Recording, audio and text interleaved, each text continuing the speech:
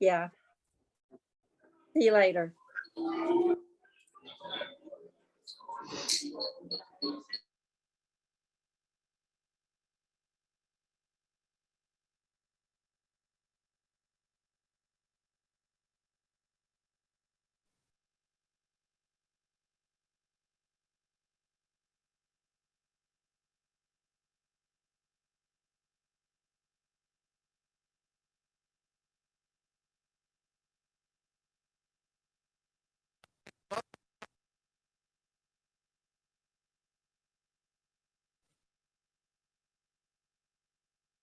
Hear me? Okay.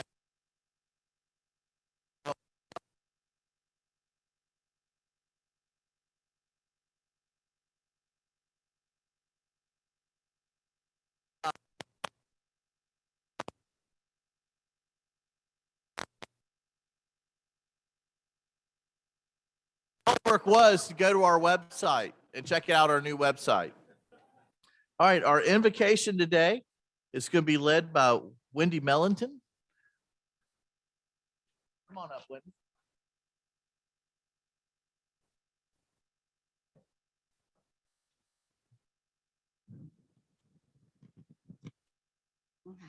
Some of you know that I'm a secular Franciscan, so the prayer of St. Francis is near and dear to my heart. And on Monday, I saw a sort of a revision of it by someone, and I thought it really spoke to me. And since we have 3 new people coming in today, maybe it will speak to them so that they understand exactly what we stand for. So please pray with me. Lord, make us instruments of your peace. Help us to recognize the evil latent in a communication that does not build communion. Help us to remove the venom from our judgments. Help us to speak about others as our brothers and sisters. You are faithful and trustworthy. May our words be seeds of goodness for the world. Where there is shouting, let us practice listening. Where there is confusion, let us inspire harmony.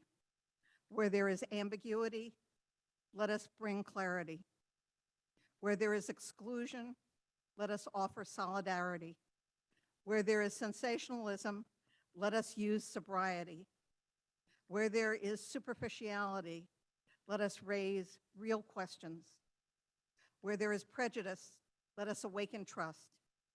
Where there is hostility, let us bring respect. And where there is falsehood, let us bring truth. Amen. Thank you, Wendy.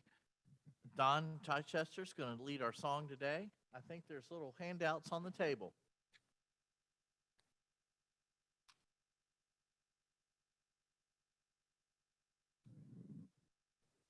We're doing a song we've done before by that great American composer, George M. Cohan, who wrote a number of patriotic songs. Others were Over There and Yankee Doodle Dandy. And so we're going to do Your Grand Old Flag. Not too fast.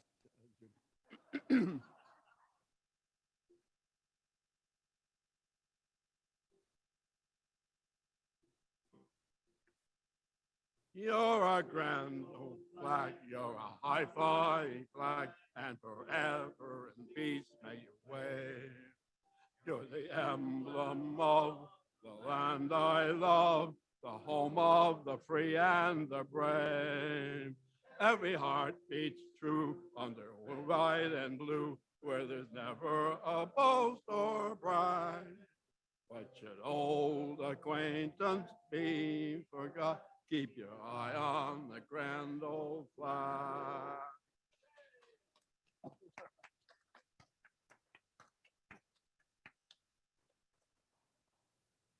Please join me in the pledge to that grand old flag.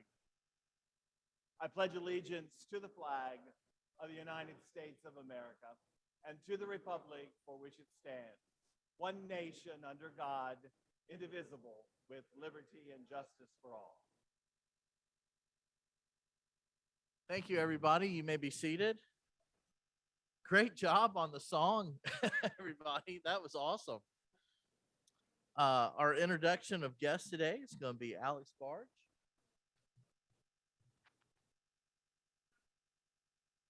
Hello, I am a new member, Alex Barge. Happy to introduce our guests today. We're fortunate enough to have 4 guests with us today. If those of you who are guests wouldn't mind, please standing up so that we may welcome you all. Today we have Steve English with Pinnacle, who is hosted by Mr. Tom Miller. We have Terry McGuire, who is a council candidate, who is hosted by Mr. Bill Bestpitch. We also have Marshall Moore, who is hosted by Eric Danielson, Mr. Marshall. And then we have Brenda McDaniel, who is hosted by Rupert Culper. Yes. Thank you. Welcome.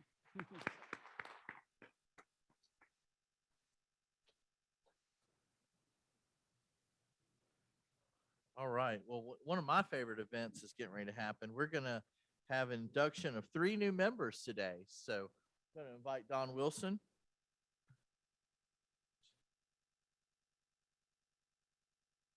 Thank you, President Clark.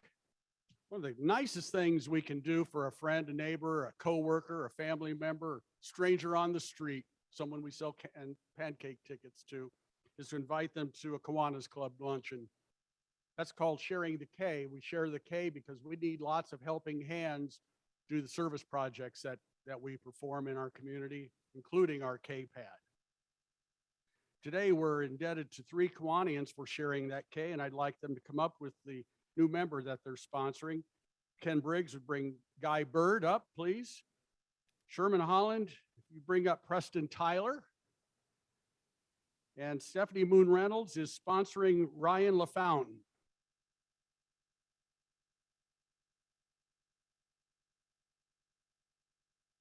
Right over here, Guy.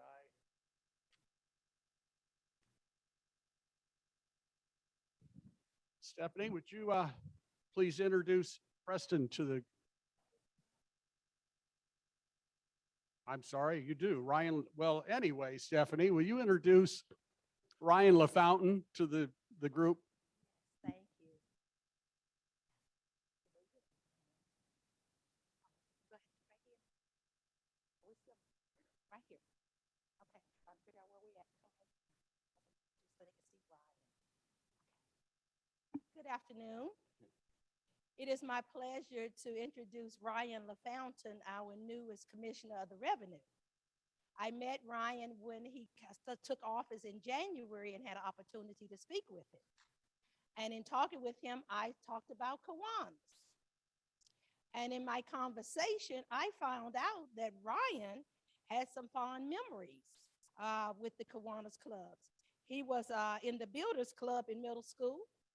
He's in the Key Club in high school. And then he went on to be in the Circle K in college. And because of those memories, he was looking forward to reconnecting with his Kawanian roots. And so I invited him to come and spend time with us at one of the luncheon meetings. And during that time, Ryan decided to join. And I'm honored to sponsor Ryan Lafountain.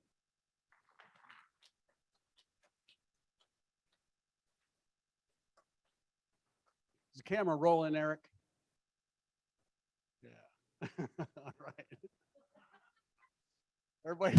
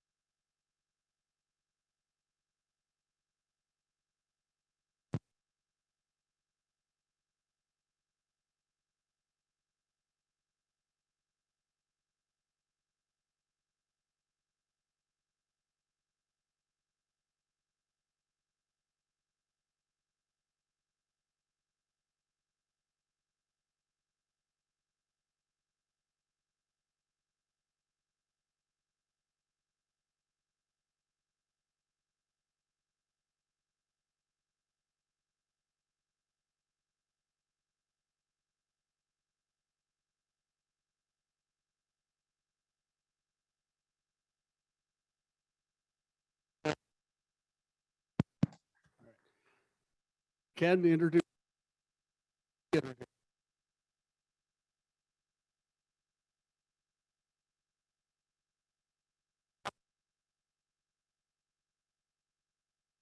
member of our club. There we go. We're set now, aren't we? Many of you know Guy joined our club in 2004.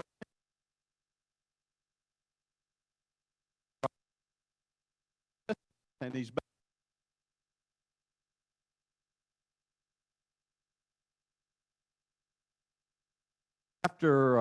after graduation, Guy got into the banking business, was president of Colonial American National Bank here in town when it merged with Crestar in 1991.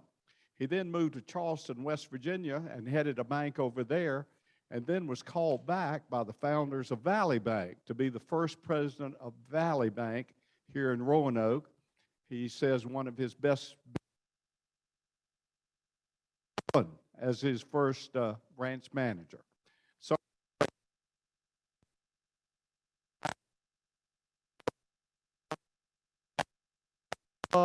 since retirement, he's served in many roles to help nonprofits raise funds and is presently director of philanthropy, easy word for you to say, for the Adult Care Center. As you know, the Adult Care Center was started by this Kiwanis Club in 1983. Guy, welcome back.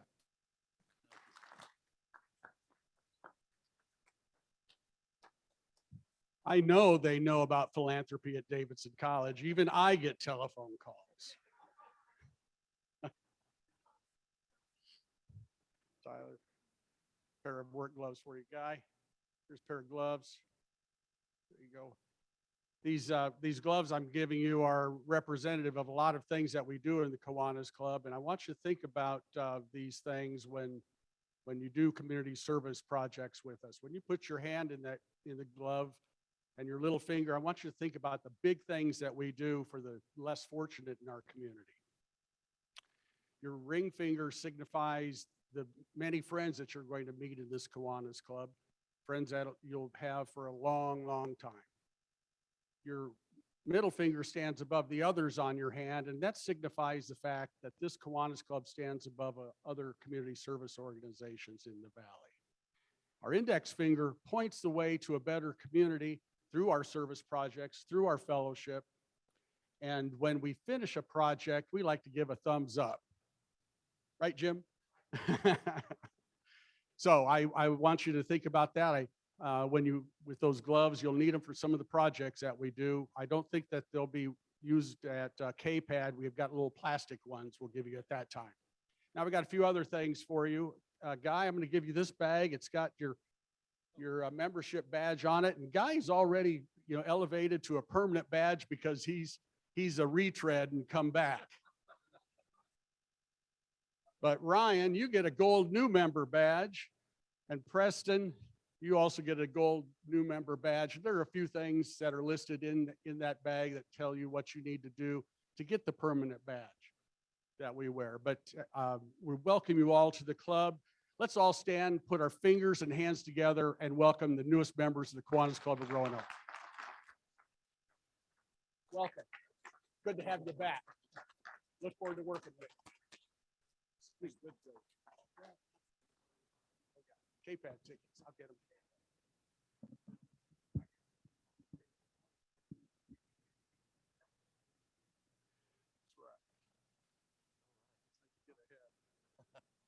All right, guys.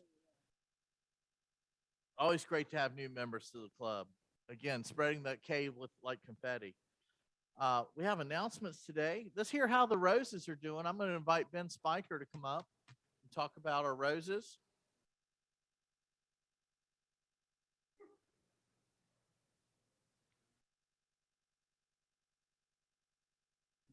No, you're not going to have to listen to me for very long. I was hoping today to be able to make some really good announcements about the upcoming auction next week. I think we'll have things more finalized as to location, possibly. Am I doing okay? Better. Come forward. Step forward. Step forward. And I was talking about the auction for those that didn't hear. I got some exciting news that we're going to be announcing about the auction hopefully next week as we get things more finalized. I hope that we can do a hybrid edition where we can actually gather at a location and actually do some active bidding with an auctioneer. And we're talking to the auctioneer right after this meeting. So it's in the works. I'm not going to bore you with anything else. Lois is on Zoom. Mike, we've got great numbers to report. Thank you all for everything that you're doing. Tremendous effort so far. Thank you.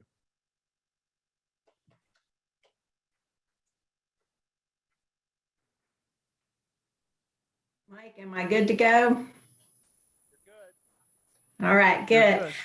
Hi, everybody. I wish I could be there in person, but my boss is there with you today, and he can vouch for you that I have a class at 1 o'clock. So I'm joining you virtually, but I have some great news to share with everybody. So if you all can see the screen, I want to just share our numbers for this week. So our Run for the Roses, our first one is what thoroughbred, what team came out hard and fast this week? And that would be Odds On Favorite for a second week in a row. So congratulations to Odds On Favorite. And what single rider took over the track this week? And again, Rupert Cutler for a second week in a row. So I'm starting to see a trend here. We've got some good things rolling here, guys, and this is awesome. So what I want to share with you, who this week feels like they're going back to the barn? We're going to have to get out some carrots and sugar cubes to motivate a little bit. And that would be sea biscuits with gravy this week. But don't worry, remember, we've seen it before. People in last place will come through and be in first place next week. So I have confidence for the seed biscuits. All right, so let's take a look at our standings after 5 weeks. Okay, this is where our teams are on the track. So we've got Odds On Favorite up there at the leaderboard with 5730. So great job, you guys, consortiums. Everybody's looking really good. And if you look at the overall numbers, they're great. So we're 5 weeks in, we're about halfway through. We've got lots of time to come around that track and make up some good time. So what does this mean then? I want to show you our week by week numbers.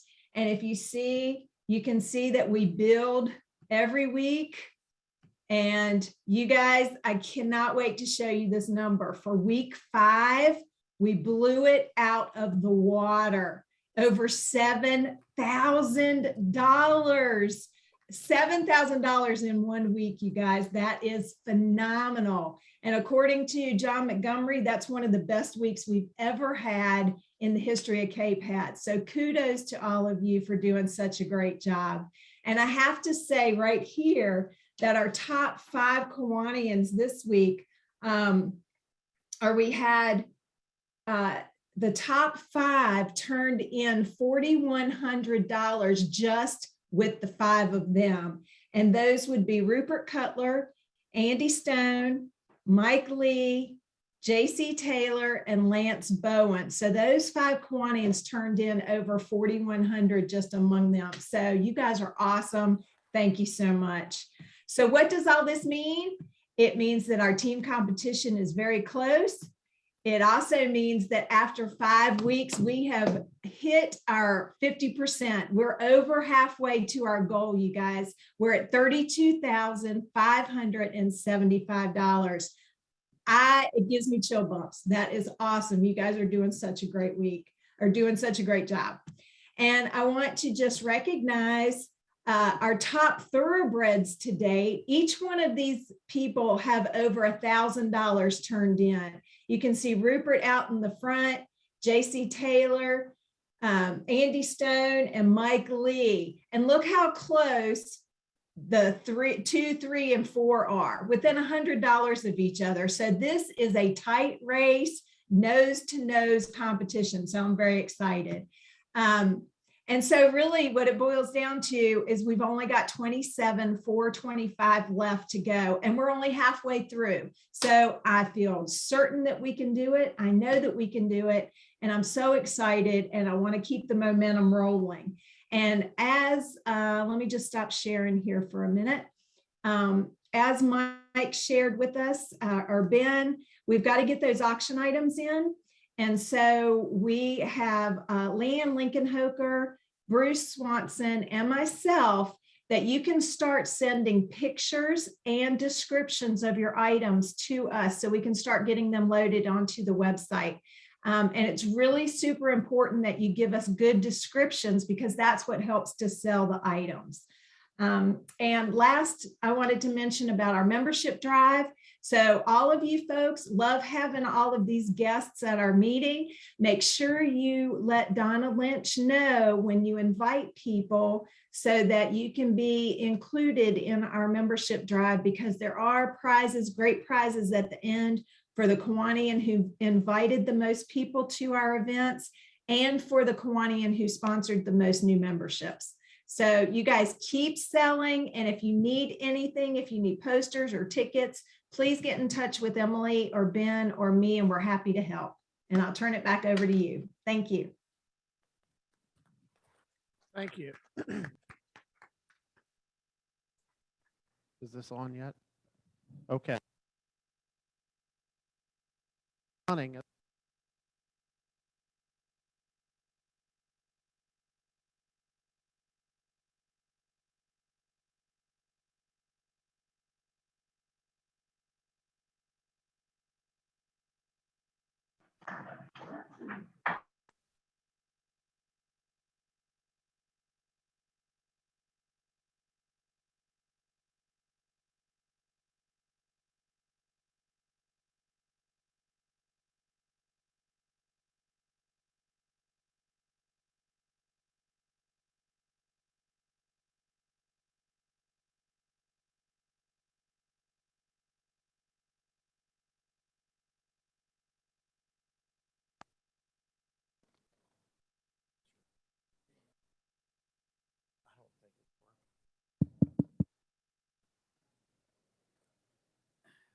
So thanks, Kawanians. And again, I'm going to congratulate Rupert. Well done, Rupert. Awesome.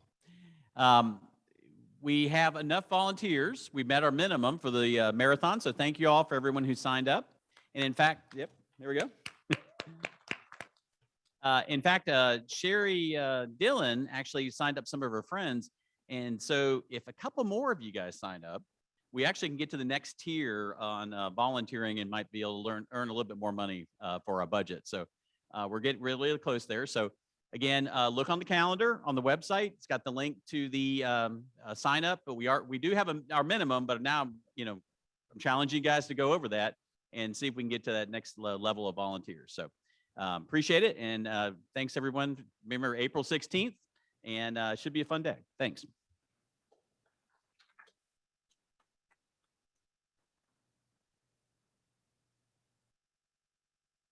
Good afternoon. This is Don Witt here, and I'm hustling a few volunteers for Friday, April 8th.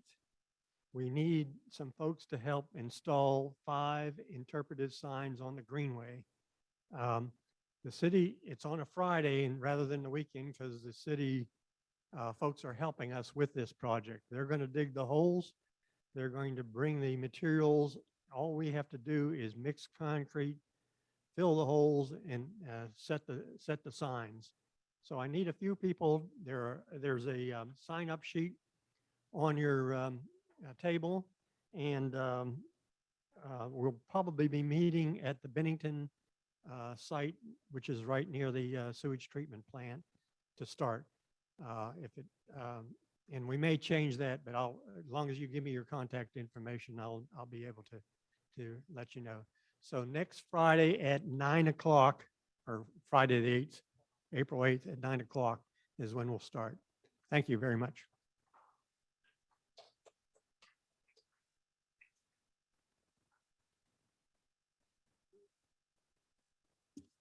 Hi, I'm Dave Hartman, and Jackie Blatzo and I are co-chairmans of the prayer breakfast. And I just want to remind you all the prayer breakfast, May 5th, 2 days before KPAD, 7 o'clock at the Kazem Temple. And we encourage you all to seek out Tom Miller. He's helping us sell the tickets. We'd love for you to come. And those of you that are on the committee, we have our next meeting on the 8th of April at 8. It'll be another Zoom meeting. Thanks.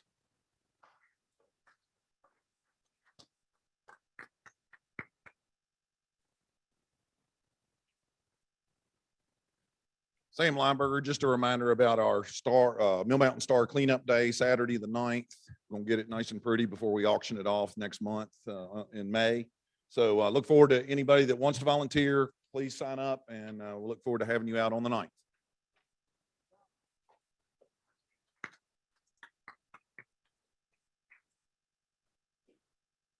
Hello, everybody. Bob Rutherford and for Mike Bell and myself for Kids Fishing Day.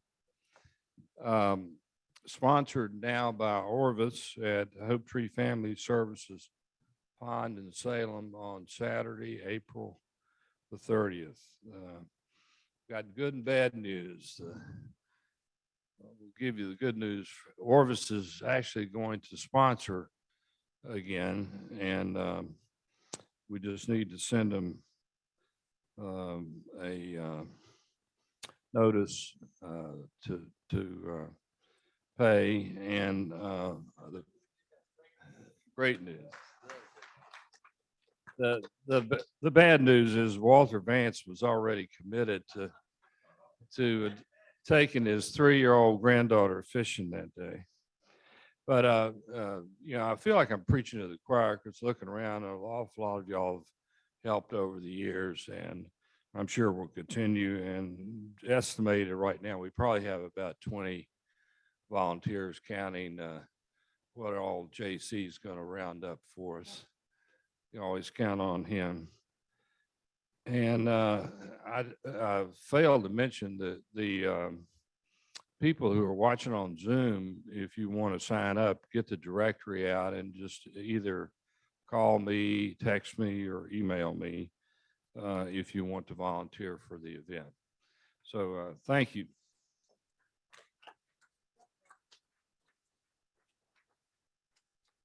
Is there any other announcements that we've left off or anybody needs to make? I think we have plenty of time for brag bucks today. So I know Jackie had one, two. And if, for all those that don't know, brag bucks are $2 for any member. They can come up and speak for 30 seconds on anything they'd like. Thank you, Clark. It's great to see this room full of people today. This is super. You all have heard me brag on my grandchildren and children, but today I'm going to brag on my daughter. A month ago, she called me and she says, "Mom, what are you doing?" She said, "The first week of, April, the last week of March." I said, "Well, nothing." She said, "I want to come and clean your house." I said, "Excuse me?" So Monday, she and my daughter-in-law took over my kitchen. My kitchen, I will never find anything again, but it is beautiful. Then she attacked the linen closet. Then she attacked a closet. And that's what she's doing today. I wanted her to come. She said, "No," she said, "I'm going to get this done." So anyway, I'm bragging on my wonderful daughter and daughter-in-law, Denise and Dana. And the other thing is, today is her and her husband's 43rd wedding anniversary. That's my daughter, 43rd wedding anniversary. So anyway, she's fantastic. But thank you.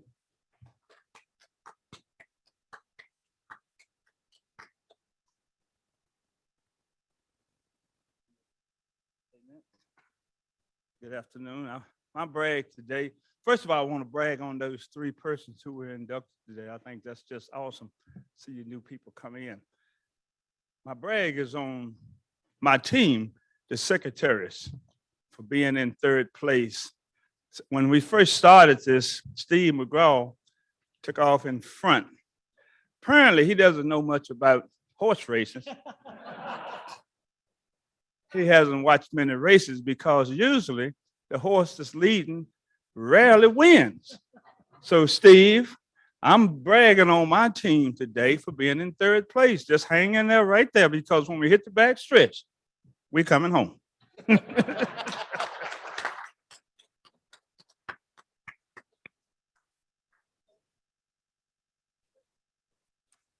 John Montgomery says I have some credit to use here, so I guess I'll use that $2 worth of that credit.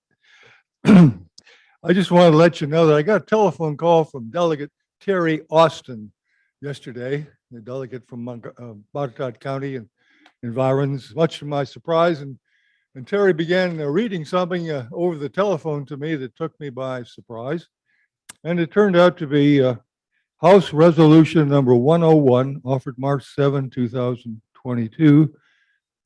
Patron Delegate Terry Austin commending Malcolm Rupert Cutler. And there's 12 paragraphs here that he read to me over the telephone. And I had to remind him of a roast that Roanoke City Council put on. Bill Besvich will remember this when Brenda and I went off City Council in 2006, and we had an event, a dinner at the Hotel Roanoke, and they asked me who would I like to roast me. And I said, well, John Bradshaw would be a good choice. That was a mistake.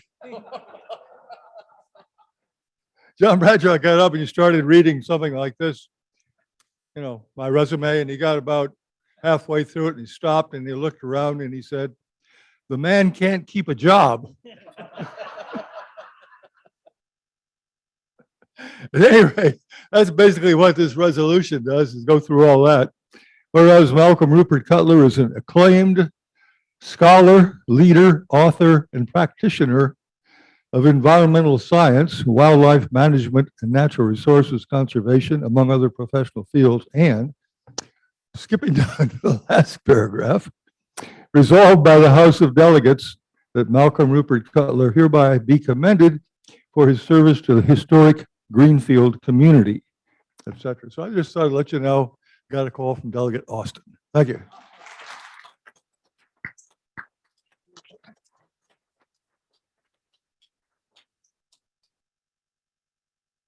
I would not have come up here if J.C. Taylor hadn't taunted me like he did. When I made the mistake of bringing J.C. into the club a number of years ago, I never realized just how wonderful he could be. J.C., I know nothing about horse racing, but you know a lot about bull.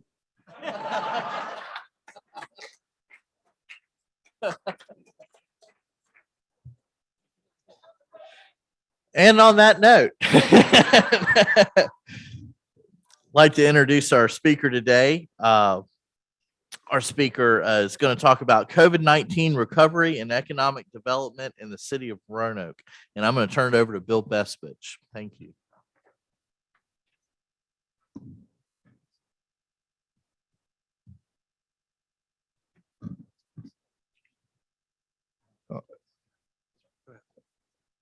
Always be kind to reporters, my motto. Bob Cow has been the city manager here in Roanoke for about 4.5 years. He also serves on the faculty of Texas A&M University and the College of Architecture, where he teaches how cities evolve over time and how policy is implemented. He holds degrees from St. Louis University and the University of Tennessee, and he maintains memberships and credentials in a variety of professional organizations. He enjoys hiking in the surrounding mountains, visiting local museums and historic sites, his neighborhood, and meeting the residents and business owners who call this city home. He's married to his wife, Ellen, who has been with him since their days in grad school. They live with their basset hounds, who remind them to laugh and just how important walks and naps are. So I have to do a little bit of true confessions before I ask Bob to come up to the podium. When Michael Bratka asked me to take the responsibility for arranging speakers for the month of March, he failed to mention that there are 5 Wednesdays in March this year. And one of my speakers got bumped up to the first week in February, which was Tommy Page. And then we heard from Rob Leonard. Vance Overstreet, and last week, of course, Baraka Kasango. What those four gentlemen have in common, they did not talk about. They all served on the advisory committee to help Mr. Cal make recommendations to City Council on how we should spend the federal dollars that were coming to us. And one of the things I've admired most about Bob since he's been here is his ability to get community members engaged and get input that really is valuable and meaningful. Please join me in welcoming Bob to the podium.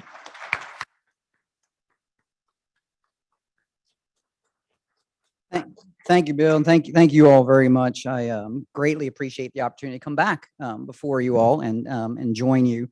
I want to thank Bill, obviously, for the invitation, the mayor and the council for their support over those 4.5 years. The important thing about 4.5 years is I'm half a year away from vesting in the retirement program. So that's the important thing of 5 years when you connect.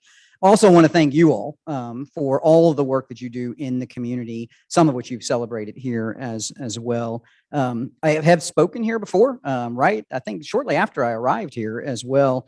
There have been a few things that have gone on between the last time I spoke and this time I spoke. Just things like a global pandemic, economic and social upheaval, inflation. There's a war on. So just a few things. You all don't have to do that in between each time you invite me to speak. I'm happy to come anytime as well. So I certainly appreciate the opportunity. I also want to acknowledge that,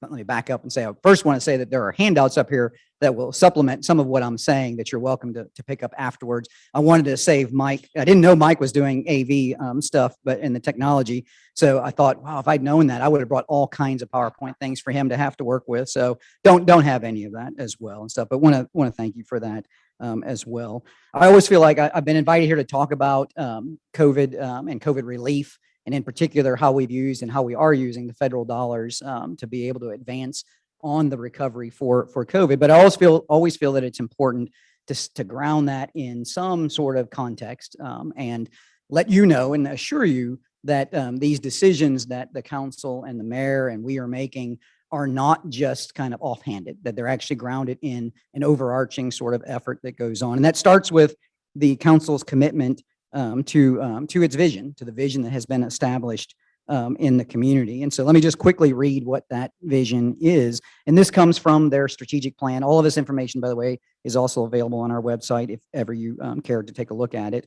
The vision for the city, as established by the council, is that the city of Roanoke is a safe, caring, and economically vibrant community in which all have equitable opportunities to live, learn, work, play, and prosper, and is described as a vibrant urban center with strong neighborhoods set amongst the spectacular beauty of Virginia's Blue Ridge. So that's sort of the guiding star. That's what all of their efforts that they work on, whether it's policy, whether it's budget, whether it is standards or actions or whatever they may be, are all oriented toward that community vision.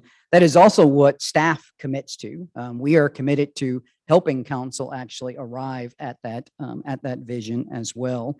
They do so through, all of us do so through a strategic approach, which has two prongs to it. One of those is kind of these game-changing, overarching, regional kinds of things that take place. So think of things like the biomedical work that's going on at Carillion and at the Fralin Biomedical Research Institute. Think of the large changes that have gone on in downtown or the changes in our recreation and outdoor activities. Those are the things that actually affect the entire region and ultimately are game changers in our local economy. So that's one scale. The other scale is what we refer to as kind of strength from within. So this is making certain that every one of our individuals, every one of our households, every one of our neighborhoods, every one of our special districts or corridors have the best chance they possibly can to succeed while those regional changes are going on. So those are the two scales we tend to operate at.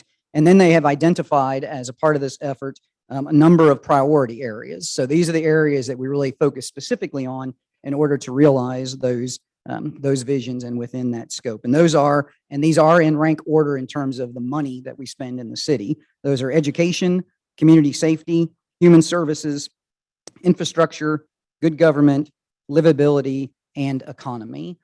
So those are the strategic focus areas. And actually, if you go on and look at our budget, you'll see that our budget is actually arranged around those 7 strategic priority areas as well.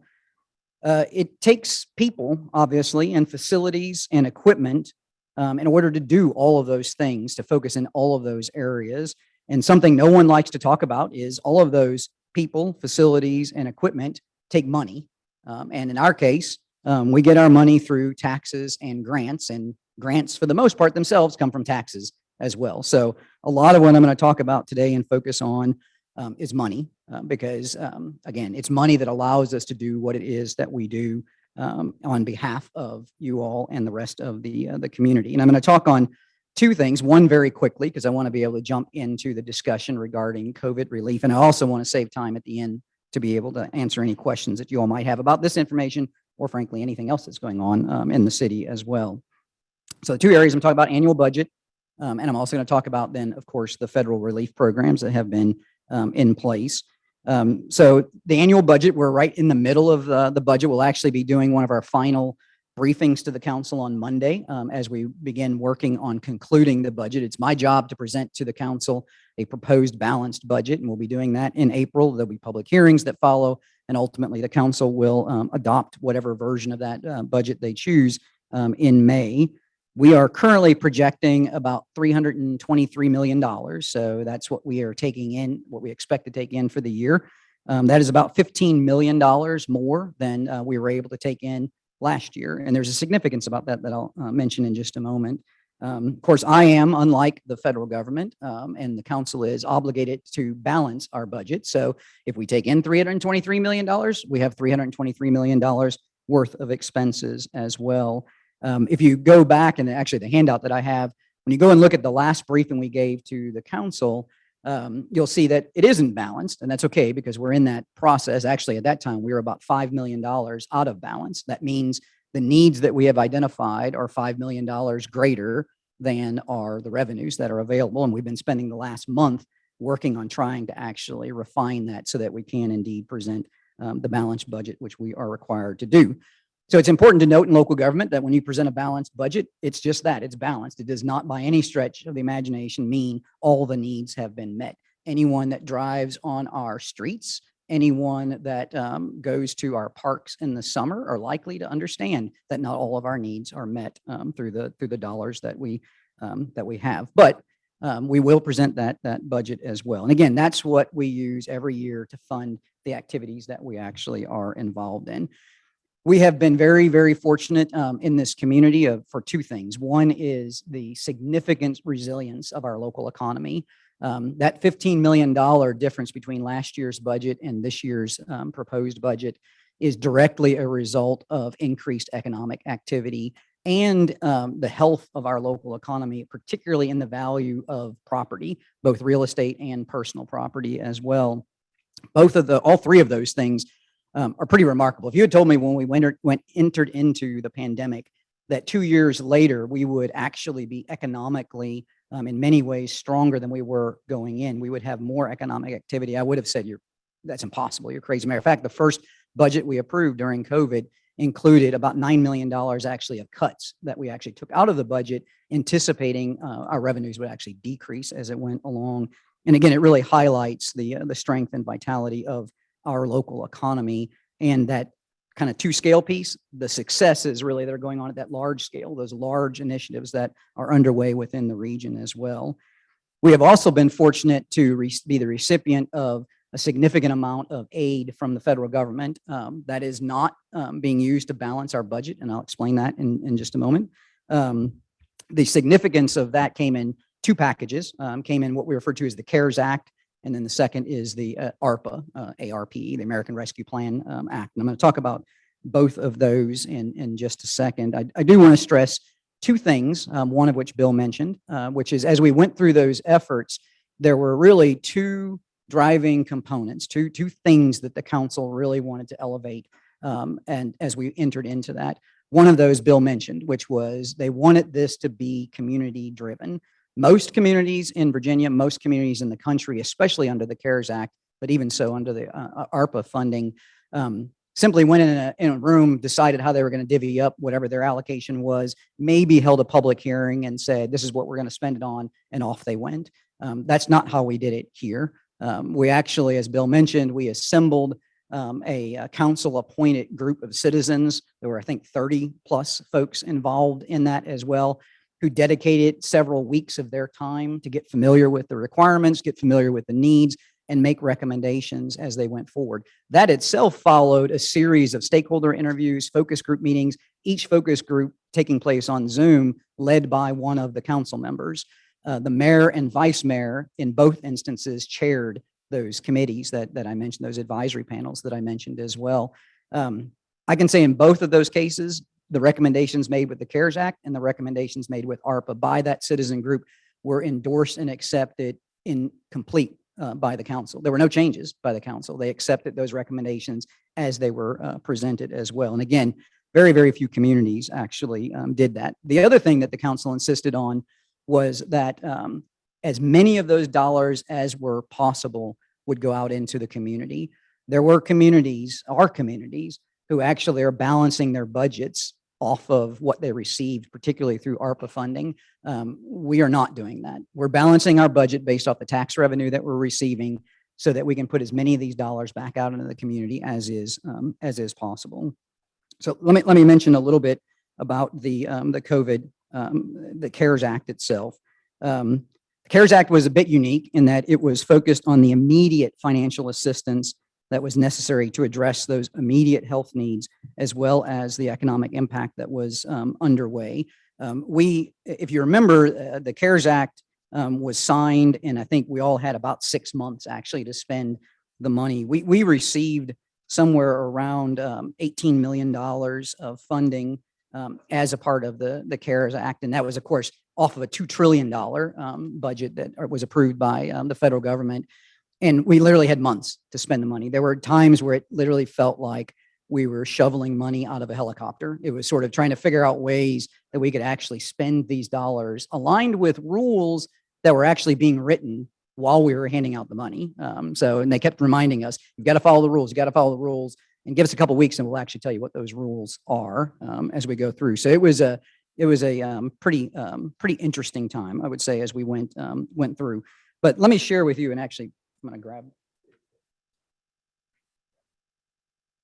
Let me highlight a couple of the things that were done. So out of the $2.2 trillion of economic stimulus, 17.2 million came to the city.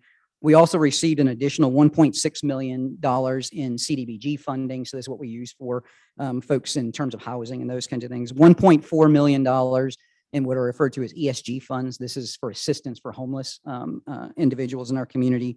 $8 million additional came to support transit. $6 million additionally went directly to the Roanoke City Public School Division, and $20 million additional went to the airport. So there's a lot of money that was coming into our community under the CARES Act. And again, at that point, to be spent very, very quickly. The focus of the task force was to focus on community health, culture, economy, internal programs, and COVID relief, social services, and youth education. That was their focus. So I'm going to touch on just a few of those real quickly. So the city awarded $600,000 to various health organizations. This included our no and low cost health clinics, mental health and substance use support providers. On the culture side, we provided $414,000 to nonprofit and cultural art organizations. We spent $50,000 with restaurants so that they could actually employ entertainers who had been put out of work during COVID, so that they could actually come and it did two things. It drew people to the restaurants as well as employed those entertainers as well. There was $1.9 million used in grants and loans to small businesses to assist them as they went through. There was money provided for personal protective equipment, hazard pay, public safety pay, and so on for inside the organization. $1.2 million to social services, most of which went to either local nonprofits or directly to households that were experiencing challenges in paying things like their rent or other activities. We partnered with the Water Authority to provide some additional funding for folks that had fallen behind on their water bills as a result of COVID. And probably the biggest expenditure we spent was over $2 million in supporting the community and the school in establishing virtual schools. So, of course, you all know when schools closed, many of those children actually ended up in other centers in smaller groups scattered across the city where they actually were attending school. CARES dollars went to assist in that effort as well. So that was the CARES Act. That was the first one that we participated in, and again, was something that was really designed to very quickly push money out the door. The ARPA funds are a little bit different in that they were intended to continue that support and continue things advancing as well. So they had some of the same focus as CARES, but they were also designed or intended to support the long-term recovery of the community. So thankfully, the federal government has given us a little more time. That bill itself was approved in March. So 1 year ago is when the bill was approved, again, about $2 trillion. And they provided us, we have until December of 24 to actually commit the funds and December of 26 to fully have expended the funds. So we traded the helicopter and got something a little more sustainable to actually get money out into the community. And it gave us time to kind of pause a bit and think a little bit more. Unfortunately, I guess I'll say unfortunately, it also gave the federal government time to think more about the rules that they were going to put in place. So there are now about 150 pages of rules that we have to figure out how to comply with. But thankfully, at least they approved these mostly before we started actually spending the money. So out of that $1.9 trillion that was approved by Congress and signed into law by the president, the city of Roanoke received $64.5 million. Additionally, Roanoke City Public Schools received $51 million directly, so separate and apart from the 64.5. And many of you are familiar with some of the projects that the school is doing currently. That helped purchase the downtown building that is helping them establish the second technical school campus near Fleming, and among many other things as well. Similar to what we did with the CARES Act, we formed another advisory group. Some of the same people served, a lot of new people served. Similarly, we went through focus group meetings before that and so on. That group arrived at wanting to focus on three things. They wanted to focus on people, places, and governance, all with the purpose of sustaining and enhancing prosperity and health and well-being for all. So that was kind of their guiding principle. They also wanted to really elevate this notion of long-term. This was not only about the immediate recovery needs. This was also about how can we invest this literally one-time opportunity in a way that makes our community and the individuals in our community more resilient to similar kinds of activities should they occur in the future. And I should mention that this particular act, the ARPA Act, is, as far as I know, the first time in U.S. history where every jurisdiction, every city, every town, every county, every state received direct funding from the federal government in order to address a particular issue. The CARES Act actually was funneled through the state of Virginia. We didn't receive any funding directly from the federal government. The state provided that funding. ARPA is different than that. So people, places, and governance, that's the focus in each of those areas. So I'm going to just kind of highlight a few of those, the items that are have been identified and how we're actually incorporating those.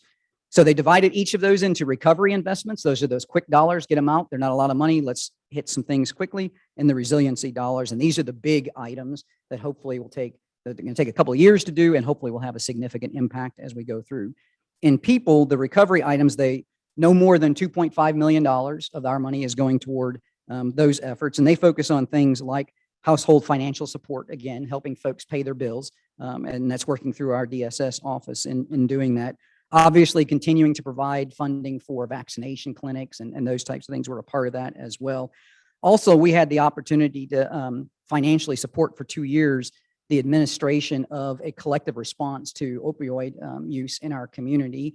This is a collective group of folks that have been involved in our community in trying to respond to that issue across the entire region. All volunteers, and they had reached a point at which they felt they would benefit from having folks dedicated to that. We're funding that effort in partnership with the Regional Planning Commission, actually, is where they're housed out of. So those were some of the recovery investments. Some of the resilience investments where for people, which will invest no less than $10 million into this, include violence interruption initiatives. So there has been about $3 million provided to the Gun Violence Prevention Commission so that they can actually get additional efforts underway. That includes efforts in law enforcement as well as other activities, working through those food systems and access to healthy food. So there's about $2 million that went to LEAP in order to help expand the services that they provide in getting food out into the community. So if you go down to the West End area right now, they had acquired a building that they're turning into a new food hub. That's a direct result of the funding that they received from this as well. And there's many, many programs as well that they'll be doing also with it.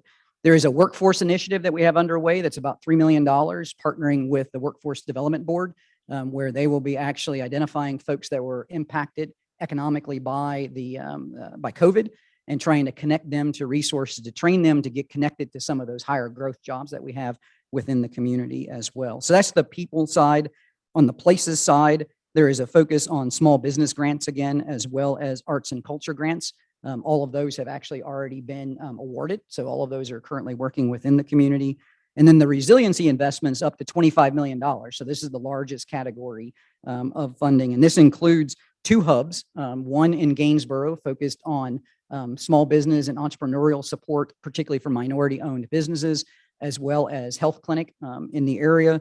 And the other is in sort of the Melrose, where the Goodwill campus is. And that's focused on access to food again, ideally the placement of a grocery store, as well as a number of other community supporting activities.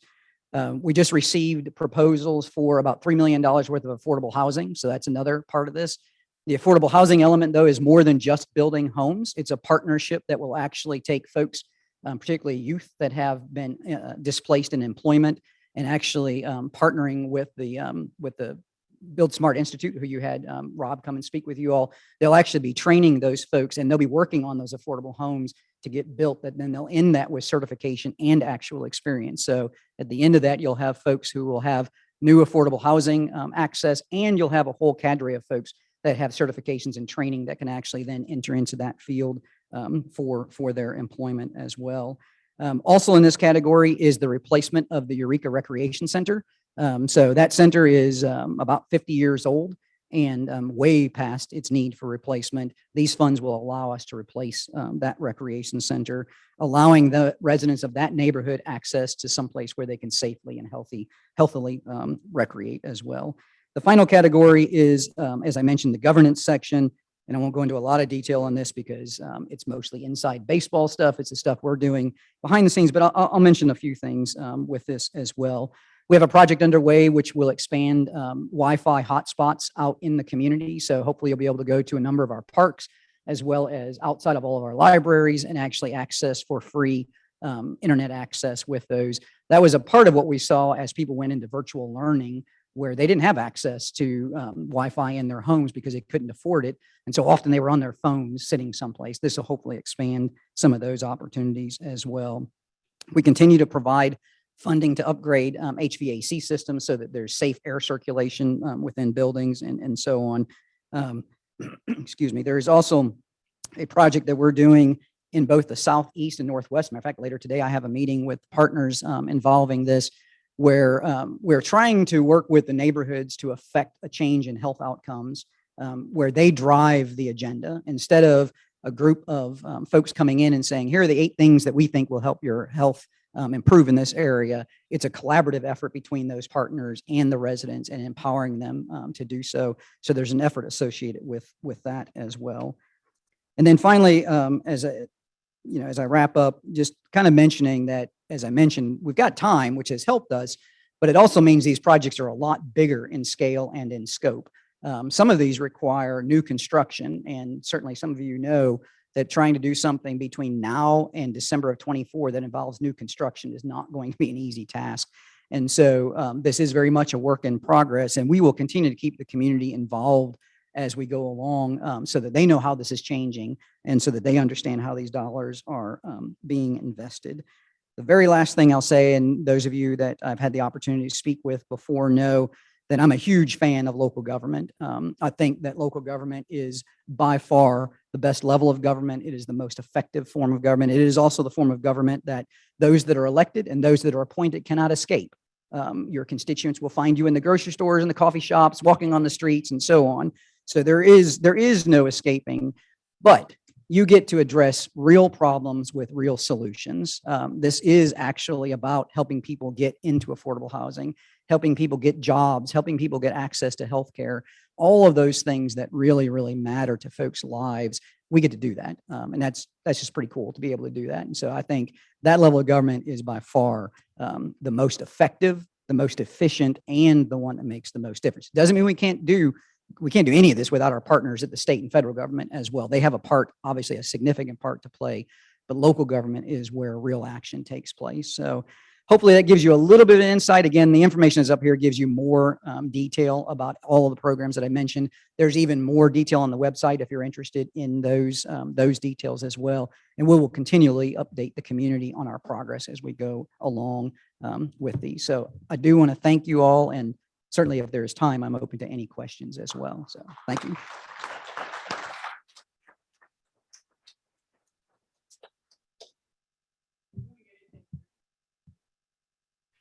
Yeah, that's a good question. You know, one of the things I think that everyone had hoped when ARPA came out was this promotion. Even when CARES Act came out, there was this idea of doing things regionally, and CARES just didn't give time to actually adapt to that. I think there are some things that are being done regionally. I'll use the opioid example, the collective response piece. The blueprint that group is working under is regional. So there are services and benefits that are going across the entire region. Certainly Roanoke County, Salem, Botetourt County, and so on. We're the only party right now that's funding that effort, but it is with the intention that those services still are spread across the region as well. Certainly the funding we partnered with the Water Authority had a regional reach to it. There were our counterparts in the other jurisdictions had dollars that were made available for that as well. There's a lot of regional activity going on with broadband and funding that's coming out of ARPA as well. We didn't have as much with broadband because the network is already here in the city, and the focus is all on getting new network spread out. So all of those areas had some role, but probably not. I think if they had had more time and offered some additional instructions or direction or guidance to lean more toward regionalism, you might have seen more responses to that regard. But those are a few examples.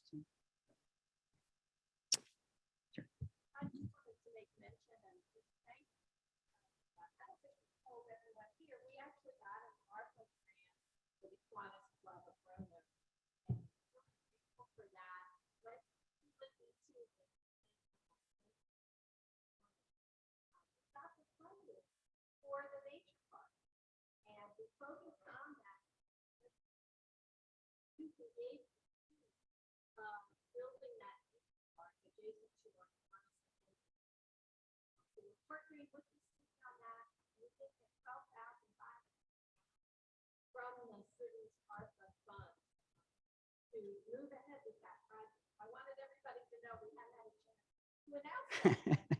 Very good. Thank you. I'm glad we were able to do that as well. And the very last thing I'll say here, and then I'll get away, is I would be remiss if I didn't say that all of us, as we continue to go through COVID, should obviously be very thankful for what our healthcare folks and our public health folks have been able to do and have been through, frankly, through this whole thing as well.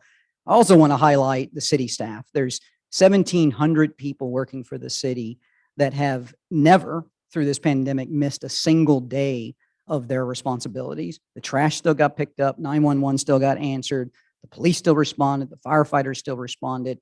That wasn't true in a lot of areas. There were places that just shut down for a period of time. That was not the case. And that is directly due to the commitment that those 1,700 individuals always bring to the job and stuff, and certainly want to celebrate them as well. So thank you. Thank you, Bob. Thanks for being here. We do have a speaker honorarium, and you have chosen the United Way of the Roanoke Valley. So here you go. Thank you very much. And I just want to say that next week is Change in a Cup with Beth Woodrum. Chris's Coffee and Custard. I'm sure you guys have seen that advertised in the community, and that's going to be introduced by Leanne Lincolnhoker. And other than that, if you haven't been on our website, go get on our website and check it out and spread Kiwanis like confetti. Thank you so much.